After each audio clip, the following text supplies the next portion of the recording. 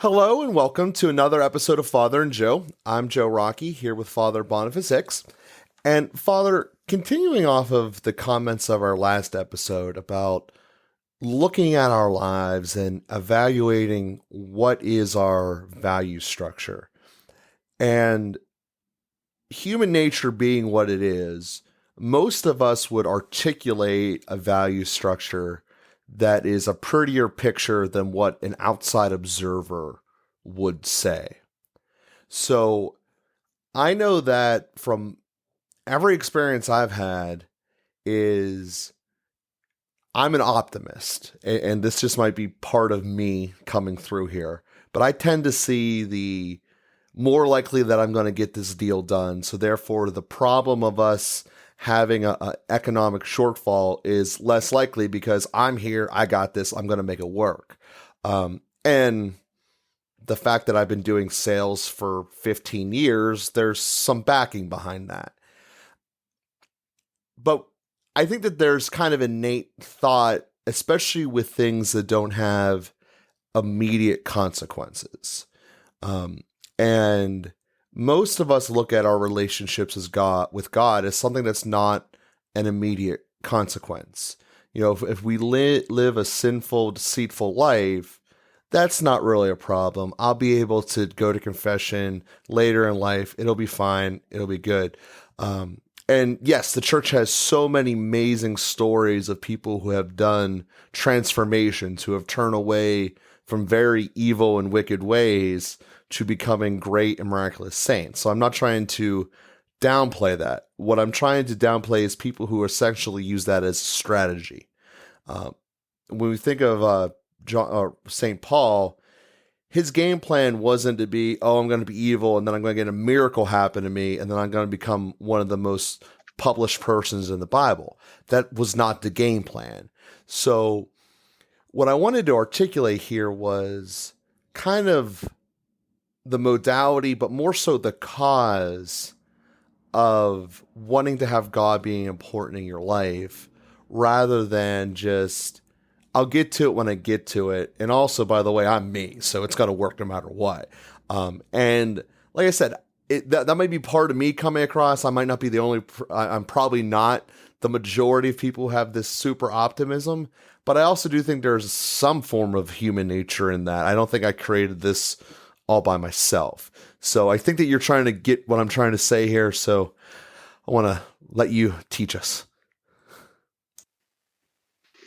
Um, yeah, we want to plan out good things. So the knowing the capacity for conversion and the opportunity for change fits more into the freedom that comes, we would know as having like a savings account or an insurance policy. And it actually frees us to be more bold. We're not as afraid to take risks or make mistakes because we know that it's going to work out. So without being foolhardy, we're able to forge ahead in a particular space and and be bold about it. And that's what we have, when we see the conversion of Saint Augustine or Saint Paul, and we see the tremendous things that God has done there. It's like, wow, well, if he can do that with them, then if I push ahead in this direction, which I think is the right direction, but if I'm wrong, it's going to be okay. I don't have to be terrified of being wrong. And so I don't have to be paralyzed by fear, but I can take this step, I can take this risk. And some people are, better able to evaluate. Some people are more aware of how great the risk is. Some people are just I don't know, more optimistic or more have a stronger sense of denial or and don't realize, in fact, the greatness of the risk that they're taking. Um, just for an example, when two people join together in marriage, one of the things it seems in the modern day is I know young women in college whose parents have pushed them, like, you need to get a degree and you need to start a career because you don't know if the marriage is going to work out. Now, that's problematic thinking for a number of reasons, just like prenuptial agreements are problematic thinking. But there's a there's a sense of, when people enter into marriage and they don't have a backup plan, that's an incredible risk. And some people are really aware of that, and some people aren't. And I know a woman, married for 28 years, and she really united with her husband and totally trusted him. And then he left her with 8 children, and then she doesn't have a backup plan. Now, when she entered into marriage, she didn't really evaluate the risk of what she was doing, uh, and just went in with a hopefulness and confidence that God would provide, and indeed He has. I mean, she's doing. It's hard, but she's doing fine. And anyway, the point is, some people are really aware of the risks that are ahead. Okay, now I'm going to make the decision anyway to be united with this person and put all my eggs in this basket. But I know what it looks like if all the eggs break. I've seen people where the husband dies in a freak accident and the wife is left with 4 children and she doesn't have a source of income. And like, that's terrible at so many levels, because the husband's death is terrible. The loss of the father is terrible, and then the wife having nowhere to go is terrible. Again, people don't necessarily enter into marriage with the realization of that. Some people are more wired to do that, and then it's even more beautiful when they make the risk, when they say, yeah, I know that it can really go wrong, but I'm not going to be paralyzed by the fear of all the things that can go wrong. I'm going to move forward in confidence, knowing that God can make even the worst things right, and that God somehow has a way of providing. They're maybe more aware of uh, the the end positive stories, the community that rises up, the friends that come into the picture, the way that the Lord provides in one way or another. But being aware of the things that can go wrong really uh, can challenge us, and then being aware of the greatness of God and how He can make those things right gives us hope and keeps the fear from paralyzing us. And so that's where it's helpful to keep that in mind. But all things being equal, we don't set out to be reckless. We don't set out to sin. We don't set out to waste everything. We don't set out to destroy everything, saying, "Well, God can fix it all." And and especially as we come to know Him, I mean, St. Paul has this little reflection: where sin abounds, grace abounds all the more, And so if we're in a really bad situation, if we make really bad decisions, there's even more grace there to bail us out. And he says, so what then? Should we sin so that grace may more abound? Of course not. You know, we don't want to offend the one who is loving us and providing for us. We don't want to put God to the test. But we know that if we do our best and we set out in the wrong direction, God has a way of recovering, bailing us out, bringing us back, and even doing better things through that in the way that only God can. And so that gives us courage, again, to take risks and to forge ahead and to not be afraid of mistakes and not be paralyzed by fear. And so when we keep all of that before our eyes, we set out to do our best. We plan as best we can, and that's why we have savings plans and retirement plans, and we want to be prudent about all that. But at the same time, we don't place our hope in savings plans or retirement plans, because whatever, stock markets crash and those things fail and other contingencies come up, and we can't plan for everything. But within our power, what we can anticipate, it's good to plan for and to get other people to help us. And then the relationships themselves have a way of being beneficial. And we can grow it together with others who can help us to plan for certain things. And so that's how we keep, again, this idea of value hierarchies I find to be so useful, because certain planning has a level in the value hierarchy. It's not the highest level. God is the highest level.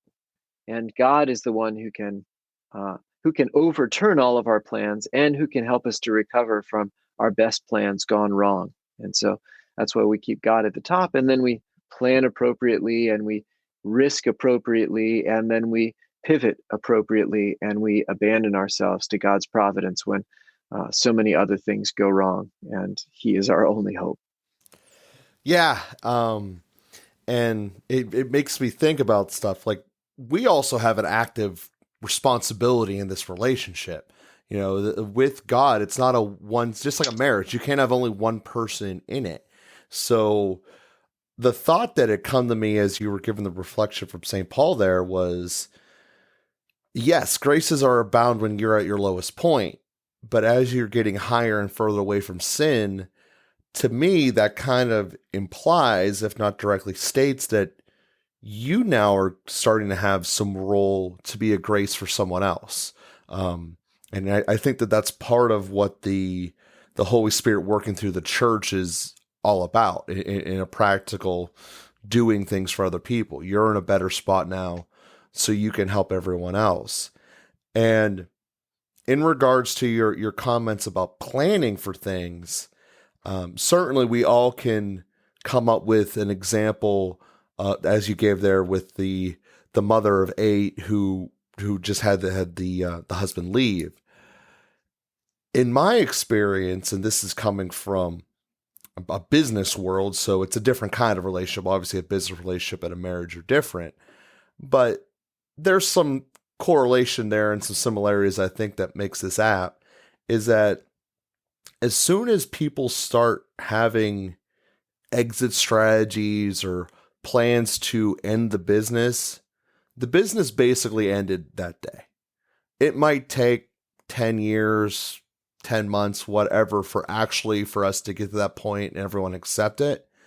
But the reality is that if you're coming in with a plan to get out, you're never really in. And I think that is part of whenever you were saying there's problems with prenuptial agreements and stuff like that, because to me, I see it as we're not going all in. A marriage has to be something that you go all in it. And ignoring all of the state rules of how that can really mess with anyone's finances, the number one way to lose a retirement plan is to get divorced. I just know that from being a financial advisor for as long as I was. Ignoring all that aside, from a spiritual and from an emotional standpoint, people who, I mean, you can think of these people in your lives, someone who is on their third wife at age 50 versus someone who's been married for 20 years.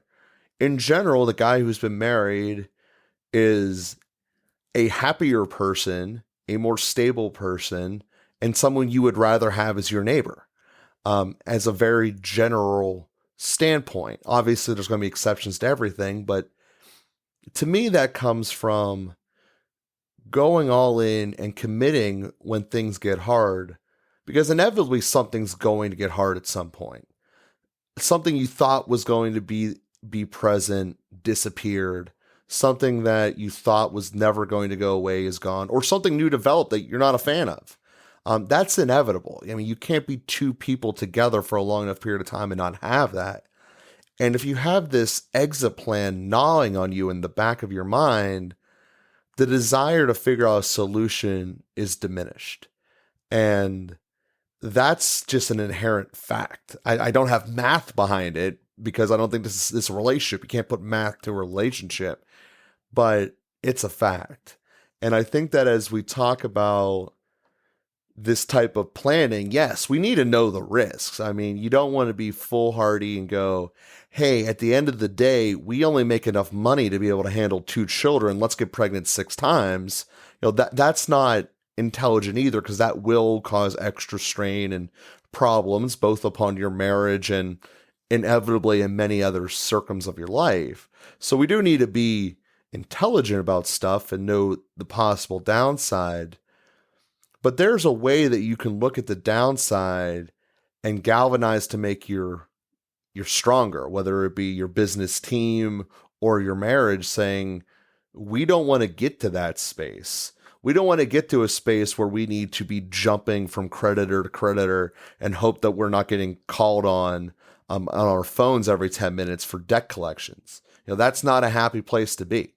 And there's obviously many examples that you can think of that you don't want to be in a marriage. Distrust, however, breaking down a relationship you want to think of. So I don't want it to come across that I'm saying you don't want to know the risks, but what I'm saying is I don't think people should focus on having an exit strategy. it's that's just kind of where I think that you were going with, and I just wanted to put a fine point on that because, being all in together is important. And or at least what I found was, yeah, there's a lot of things both of us can do, but still there's going to be cracks at some point. And that's really where, inevitably our joint relationships or individual relationships with God, I guess how you would say that, really helps support the structure from falling over. So, like I said, that was my thoughts on it here. As we got a couple minutes to conclude today's episode, I want to give you a chance to do that. Hmm. Yeah, you made some nice applications from the business world, which I always appreciate because it's not a world that I'm as familiar with, except that I learn it through people like you. And the importance of really being all in. If you enter in with an exit strategy, you haven't really entered in. It's was well said. And to take it to the religious perspective, God is all in. That's the crucifixion. If it says nothing else, it says that God is all in. Jesus doesn't hold anything back. He pours out every last drop of blood. He breathes every last breath. He gives every last ounce of energy. He gives us everything that he has. He's all in. And that gives us the invitation, the summons, and the encouragement to also be all in. When we reach the end, when we've given everything, will we have nothing left? And that's always the fear for us. When we give something away, do we simply lose something? When we give everything away, do we simply have nothing left? Or is God all in, and we can be all in? In other words, when we give everything away like Jesus did on the cross, then we actually break through into eternity. And if you give half, if you just suffer the scourging and the carrying of the cross, but you don't actually go through to the crucifixion, then you just end up scourged and beaten. Then you don't end up with everything. And there's something about totality that's different. 100% is more than 1% more than 99%. It's there's something about 100%, which is a kind of a category of its own. I think of it in terms of often in terms of superconductivity too. There's a threshold that's reached that you move from some friction to no friction. And or if you look at it in mathematical terms, I suppose the drop is really dividing something by a very large number or by a very small number makes it large, but dividing it by zero makes it infinite. So there's a threshold beyond a limit, and that only comes from giving everything. And so that's the challenge for us. Do I give everything? Am I all in? Am I committed to God in a total way? And we could spend a few episodes talking about what that might mean concretely speaking. Again, I like the value hierarchy. I'm willing to sacrifice everything else. It doesn't mean that I actually sacrifice everything else today. I don't need to, walk out on my marriage because God is more important, or, do other kinds of strange things. But at the end of the day, if, my wife says it's between me and God, well, that's where Jesus says, unless a man leave mother and father, wife and children, unless a man, that ultimately it can lead to division. If there's an opposition, if someone creates an opposition to God, then we have to choose God as the highest priority. Normally, those things work together, and God actually supports the priorities, especially the things that He calls us to. But the point is, am I all in? Is God really at the top? Is He that which I sacrifice everything else for? Is He that which is greater than everything else in my life? And do I treat Him that way? How is that reflected in my concrete decision making process in my life? So, yeah, those are great things to think about, and you make a nice application to kind of everyday life and business practices, and how that plays out even in the cold, cruel world of finances and business and secularity, and in fact, it plays out in the rule of the world of love and relationships and even our religion. Yes, absolutely. And It's a fact. So, like I said, I appreciate everyone being out there and listening with us, and we will be with you again here next week.